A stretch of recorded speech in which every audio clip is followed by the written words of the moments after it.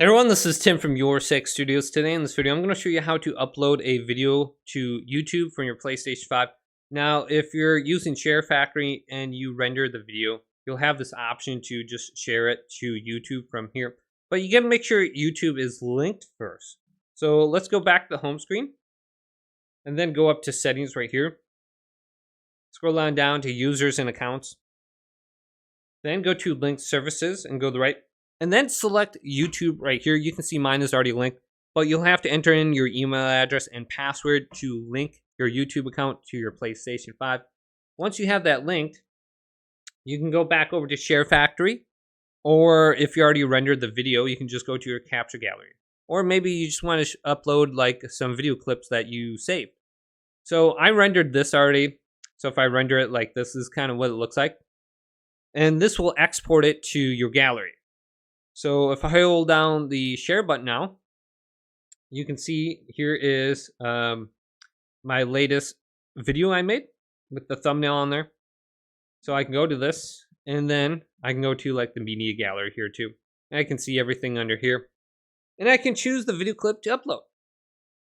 So I can press options over it and then I can go to share. And I can go to YouTube now as an option on the top. And I can choose multiple clips if I want. So if I want to add, I don't know, like a 5-second clip here. Maybe have something a little bit longer, like this one.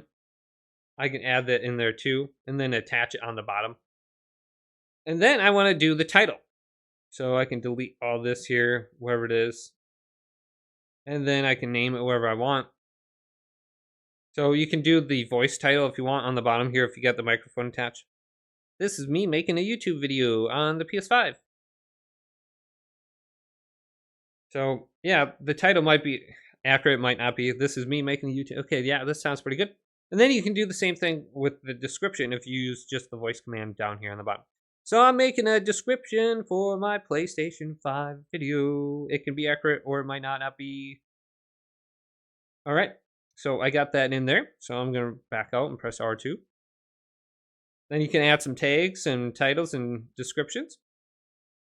And then you can go to public. This is going to release the video to everybody that can see it. And then you can go to unlisted. This will just be on your YouTube channel. And if someone has the link, they can go ahead and view it. So you can send that on over to them, but it won't be public. And private, nobody can see it except yourself. Then make sure you go to upload. And then it's probably going to take a little bit of time before it actually uploads to YouTube. You're going to have to check your upload/download folder right here. And it should tell you the progress for the uploads. And once it's completed, it should be uploaded to YouTube then, and you should be able to see it. So you can see I got all these thumbnails on here just through Share Factory. You're able to generate a thumbnail. I'll show you this real quick because if you're doing it in Share Factory and you're uploading to YouTube, you definitely want a good thumbnail. So find open position somewhere on the timeline. Or maybe you have a bunch of text somewhere. Like, I don't know, I have a bunch of text right here. You can press options over that and then go to generate thumbnail. And that will generate the thumbnail based off of that clip right there. Now what I did, I pressed X right here and I went to add screenshot. And I went into the photo editor and I made this photo. Make thumbnail. Just like that. I pressed options over it. I went to generate thumbnail. This is my YouTube thumbnail now. You saw it in the capture gallery right here on the bottom left. That's my thumbnail for a 54-second video. So you can make it in the photo editor, add it to your video timeline, generate the thumbnail, and then you can delete it so it doesn't appear in the video. And it's still going to be your thumbnail. So if I go to save project and exit now, going over to make thumbnail right here for the photo editor. This is how I did it. I just went in here and I added text to a screenshot of me playing Call of Duty. Super easy to do that. And you might want to do that too. So if you're just recording some screenshot, you're not going to have the same option like if you just have regular video. So let's go back to my capture gallery.